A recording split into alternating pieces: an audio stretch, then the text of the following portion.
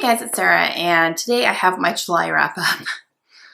I read 13 books, guys. I legit don't know how that happened because I thought July was going to be a terrible reading month because I took the GRE in the middle of the month, so I was studying a lot for that. But somehow I read 13 books. I have no clue how it ended up happening, but it did. And I'm going to say thank you and go with it. I think a lot of it was when I wasn't studying for the GRE, I was reading. Like that was my break and my downtime. So I think that definitely helped. That was kind of my escapism. The first book that I read is A Parasol Your Own, and this is edited by Eleanor Brown. This is an anthology of a bunch of short stories written by women who have written books about the city of Paris or have taken place in the city of Paris. So this one has I think 13 or something short stories, and I enjoyed most of them. There was a couple here and there that I didn't like so much, or they were just a little bit boring. And ironically, those had to do with actually going to Paris and doing research so that you can write something, and it was a little bit boring to me. Just, you know, all that. But there were quite a few in here that I really liked. I really liked Eleanor's story as well. She wrote the book The Light of Paris, which I really enjoyed. There was also one in here by Paula McLean that I really, really liked, and she wrote The Paris Wife, which I have on my bookshelf. I haven't read it yet, but now I really want to. So just kind of their personal experiences about, you know, writing about the city and then also actually visiting the city and what they personally think of it. So I thought it was really interesting, and not all of these are happy stories, which was very interesting as well. Some of these women have had bad experiences in Paris, and they are very honest about that. So I really enjoyed it. It was 4 stars. The next book that I finished in July is The Ambassador's Wife, and this is by Jennifer Steele, and I really enjoyed this one as well. I listened to a majority of this on audiobook. I did read a little bit from the book as well, but majority of it was audiobook, and the audiobook was fantastic. This follows Miranda, who is married to an British ambassador, and she is a very, very free spirit. She's very free. She doesn't let things hold her back. She takes off on a whim. She has been involved with both men and women romantically in her life, and she doesn't apologize for that. And she ends up getting kidnapped when they are living in a foreign country. And I don't believe that this ever even says what country it is. It's a Middle Eastern country because they are speaking Arabic in here a lot. And that's how they're communicating with the people in the country where they're living, but they never actually say where it is. So that's a little bit of a mystery. But she ends up getting kidnapped and held for ransom, basically. And it's very, very interesting. I won't go into like any details, obviously, but you find this woman who is not only married, but she is a mother as well, and she's ripped away from her family. So very interesting. I really liked it. I really enjoyed it a lot. And yeah, 4 stars. The next book that I read, I received for review from Putnam, and that is Hum if you don't know the words. I do have a full review for this up already, so I will leave it linked down below. But oh my gosh, you guys, this book was fantastic. This follows a white girl. She is, I believe she starts off 7, and then I think throughout the majority of the book, she's about 10 years old. And an African-American woman who ends up being kind of her nanny, I guess you could say. She lives with them. And this is set in South Africa in the 1970s, I believe, or 60s, 70s. And man, this book was so powerful. It not only follows these 2 completely different people, obviously, but the African-American woman is also dealing with the disappearance of her daughter, and it was during a very, very tumultuous time in South Africa. The people of South Africa were really rising up against the government in a very, very violent way. So she was really fearing for her daughter's life during this time because she goes missing. And the little girl in here is also dealing with her own personal tragedy and the death of her parents and like just all sorts of stuff. So I loved it. I have much more eloquent words in my review video, so if you guys want to go check that out, again, I'll leave it down below. But I absolutely love this. It's one of my favorites this year so far, and I gave it 5 stars. Another 5-star read was The Breakdown by B.A. Paris, and I got this book from Macmillan as an art copy. This came out in July, and I loved this book. This is an adult psychological thriller, and it follows our main character, Cass, and she ends up driving home during a rainstorm one night, like a really, really bad rainstorm. She ends up taking a shortcut through the woods by her house, which is a little bit dangerous, especially during a storm. She notices that there's a car parked off the side of the road during the storm. So she pulls up beside it, tries to see if anyone's in there. She can see the silhouette of a woman, but she can't tell who it is. She kind of pulls over just to see if this woman needs help. She doesn't end up getting out of her car. She gets no signal from the woman, so she assumes that she's fine. She's just waiting out the storm. So she takes off and drives home. The next morning, she wakes up to the news that that woman was found dead in her car. So she feels really, really, really guilty, and obviously so. And then some weird things start happening to her. She starts forgetting things a lot easier than she normally has, which is a big concern from her due to some family history. She also starts getting strange phone calls where she firmly believes that whoever murdered this woman was on the other end of that call and he is tormenting her. And just a lot of things start happening that is really creeping her out, and she starts to think that she's going crazy. So good, you guys. I can't even say it enough. This is my second book that I've read by B.A. Paris, and I have absolutely loved both of them. So she is definitely an author I'm keeping my eye on, and anytime she comes out with something, I'm going to be picking it up. But absolutely love it. If you love psychological thrillers, you're going to like this one. And I do have a full review video for this one up too, so I'll leave that down below, and I get a little bit more into detail about stuff. But 5 stars, loved it. And the next one that I picked up, this one was interesting. She's Come Undone by Wally Lamb. And I got this on audiobook, and I'm listening to it. It's narrated by Kathy Najimy. She's great. I'm really, really enjoying this. And I usually, if I'm listening to an audiobook, but I have the physical book as well, I will keep a bookmark going. You know, I'll kind of find where I am. And sometimes I'll read along, and sometimes I'll just, put my bookmark in when I decide to stop. This one, I was trying to find where it was. As I was listening to it, I was trying to find, the spot where we were. And I realized that a lot of sentences were getting skipped, and I was like, wait, what's going on? I had an abridged audio version of this. It wasn't the full book. And abridged just means they kind of skip over little details or, certain sentences they'll leave out. So it's a little bit shorter in the audio form, which is fine. It doesn't change the story at all. So I wasn't missing like pertinent details or anything. So I got the gist of the story for sure. I just didn't realize that, and I need to pay more attention to that. But I still went along and listened to the audiobook because it was fantastic. Kathy Najimy is great. But this follows Dolores, who is, man, this poor woman. She really had a hard life. She had a hard childhood growing up. She dealt with some sexual assault when she was a teenager, and just kind of growing up, she ended up really comforting herself with food and kind of, putting that comfort blanket on her through her body. And because of that, she was ridiculed a lot. You can't win. So she, it's kind of her story going through life and, dealing with that stuff, and then going to college and, kind of following her throughout her life and making really bad decisions as far as men are concerned.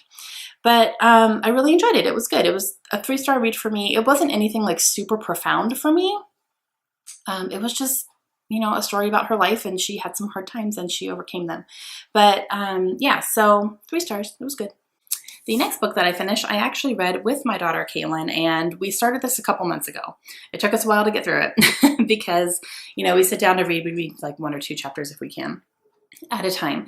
But we finished The Land of Stories by Chris Colfer, and this is the first book in the series. It's called The Wishing Spell, and this was adorable, you guys. So Chris Colfer is, he was in the TV show Glee. He played Kurt, and he wrote children's books apparently. So this one is really cool. This follows a set of twins, and their names are Connor and Alex, and they have this they have the storybook from their childhood, and their father used to read them lots of stories from their childhood and tell them lots of stories. And it was called The Land of Stories. And They have a lot of the Disney princess characters, like there's Cinderella and Snow White and Sleeping Beauty and Rapunzel, and all of them are in this land, and there's like a whole map and everything. There's different kingdoms and just all these magical, you know, fairy tale characters live in these stories. So one day, Alex has the book in her room, and she makes a pretty crazy discovery that she can actually put things into the book and then they disappear. And then she decides, I'm going to try to go into this book. And she does. And Connor follows her. So they end up in this magical land where all these stories are actually true and they come to life, and these characters are true and they are all there. They are meeting princesses, and they are trying to collect ingredients that will create a spell to get them back home. That's the only way they can get home. And it's called the wishing spell. So it was really, really good. If you guys have early readers, I think that they would really, really enjoy this. My daughter's 9 and she has loved it so far, and we're currently on the second book. But yeah, so just really fantastic. And even I personally really enjoyed it. I was laughing out loud quite a bit because he does insert a couple little adult humor jokes, like nothing inappropriate, but like I was giggling and Kaylin didn't understand why. So yeah, it was really good. So I highly recommend this, 5 stars.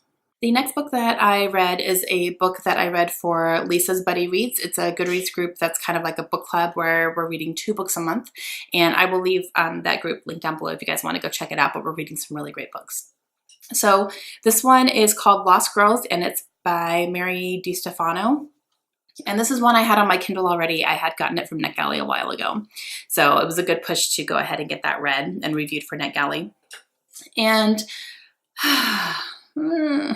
this was across the board. Everyone kind of was it was either 2 or 3 star ratings for almost everybody who read it. And it follows a girl who ends up getting kidnapped in the very, very beginning of the book. She's kidnapped and then she was found. So she's lost some of her memories though. So she doesn't remember getting kidnapped. She doesn't remember what happened while she was kidnapped. And she doesn't remember pretty much the last full year of her life. And during that year, a lot of things about her life had changed. She didn't hang out with the same people. She didn't do the same things. She apparently didn't like the same things. So it was a big turn of events for her in that year. And she's completely forgotten them because of whatever happened when she was kidnapped. So she tries to get back to her normal life, even though she doesn't really know what that is. And then she finds out she has this boyfriend that she didn't realize she had. She has friends she didn't know that she had. She also doesn't know who to trust because she doesn't know if people are lying to her or not because she doesn't remember anything. Okay, and then come to find out, she ends up being part of this underground fight club that involves high schoolers. Yep, and she was really good at it. So there's that. It was just, I don't know. Like, I feel like this author had so many opportunities to talk about really important issues like human trafficking, because that's basically what this kind of was. And, you know, fight clubs and kind of the dangers that go along with that. But it was pretty glamorized more than anything, especially the fighting stuff. It was really, really glamorized. And yeah, it was, I don't know. It's hard to find the words to describe because I found myself extremely frustrated with this main character. She spent a lot of time being upset that she didn't know what was going on or who these people were or if she should trust them or not. But she also didn't talk to anybody about anything. She didn't talk to her parents. She didn't talk to her brother, who she seemed pretty close with and who would have told her anything. And it was, I don't know, it was just so, I felt like it was a lot of missed opportunities on the author's part. Like, it had a lot of potential to really say some good things and to work out problems that this girl obviously has in her life, but she didn't at all. And she just kind of spent most of the time angry and taking it out on everybody around her instead of turning to the people around her.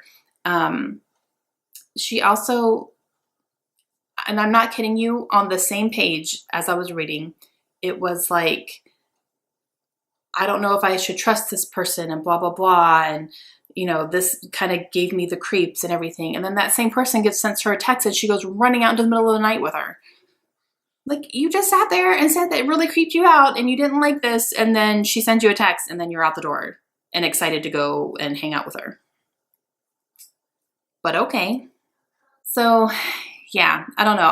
I had a few problems with the book, as did a lot of people. We felt there was a lot of missed opportunity and it was very, very unrealistic. Not that everything should be super realistic, obviously, but I mean, in this case, I really think I think it would have benefited to be more realistic. So 3 stars. All right, the next one that we read for my book club, Salt to the Sea by Ruta Sepetys.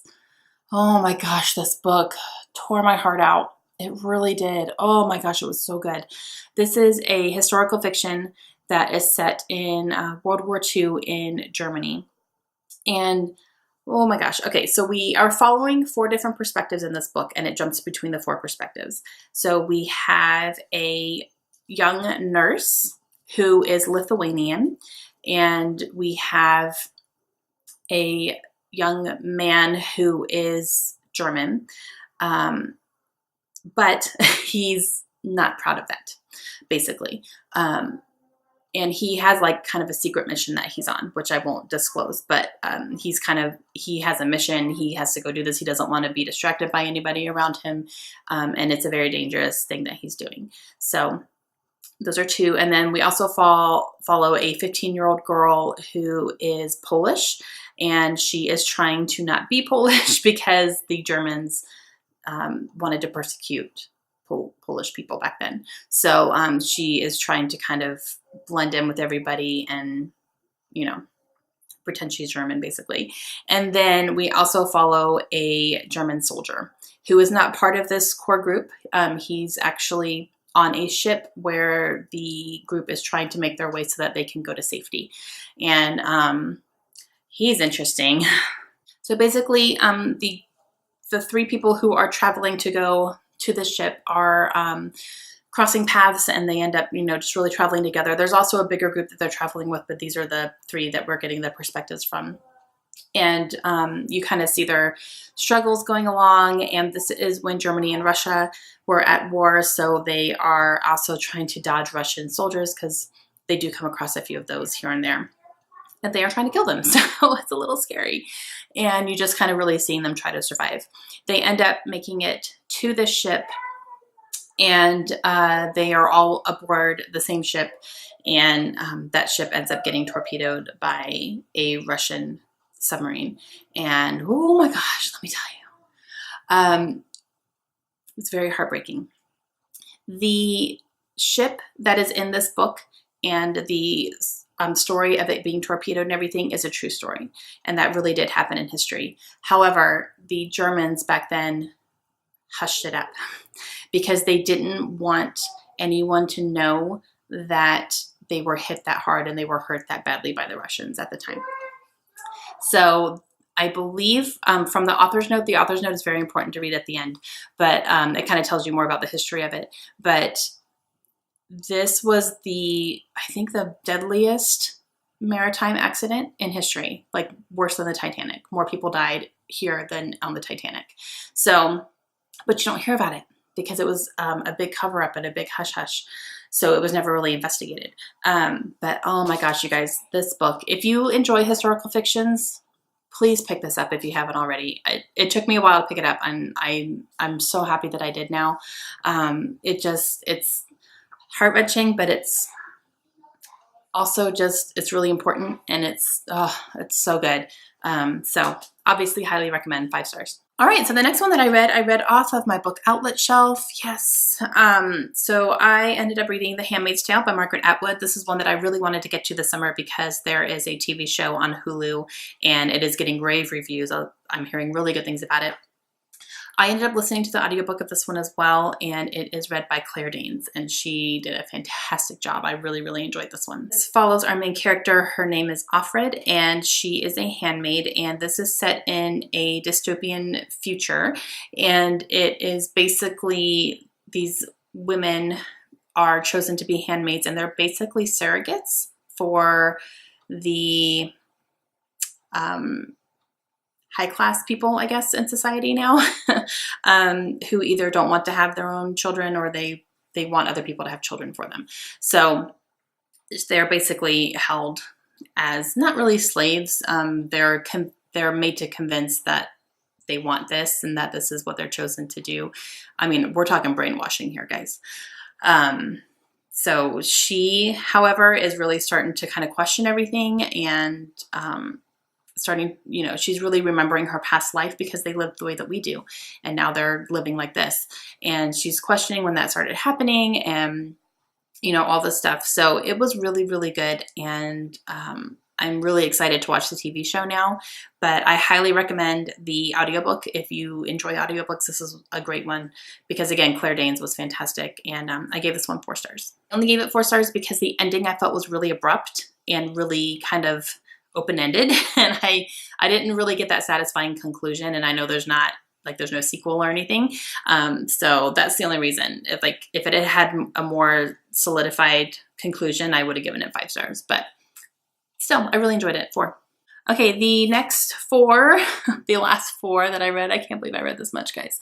I talked about these in my Booktubeathon wrap-up, so I'll leave that link down below if you guys want to check that out. So I won't go into detail about this, but I read Amulet, the first volume in this graphic novel series. It's called The Stonekeeper. This is by Kazu Kibushi, and this was really cute. I enjoyed it. I gave it 4 stars. And I listened to the audiobook of We Were Liars by E. Lockhart. I really enjoyed this one. The audiobook is fantastic as well, and I ended up giving this one 4 stars, and I will have a full review video on this coming up very soon. Then I read Weave a Murderous Web, and this is written by Anne Rothman Hicks and Ken Hicks, and unfortunately I didn't love this one. I ended up giving this one 2 stars. I will have a review video for this one coming up as well. This is one that was sent to me for review.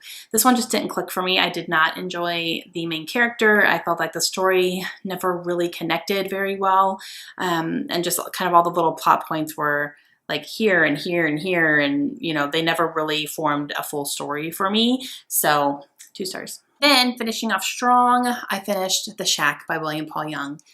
This book was fantastic. Oh my gosh. I can't. Okay. I gave this one 5 stars. I absolutely loved it. It took me so flippin' long to read this, like, you know, just to actually pick it up and read it. And I'm so glad I did. I really, really loved this one. And again, I talk more in depth about it in my Booktubeathon wrap-up, so I'll leave that link down below if you want to check it out. But it was fantastic. Okay, guys, so 13 books. I literally don't know how that happened, but I'm going to take it. All right, so I'm going to try to figure out what in the world I'm going to read for August, and I will be back tomorrow with my TBR for that. Hope you guys have a great day. Please let me know down below what you guys have read in the month of July. Let me know what your favorites were, if you had any duds like I did. If you read any of the books that I read, please let me know that as well, and if you have the same feelings as I did, and I will talk to you guys again soon. Have a great day. Bye!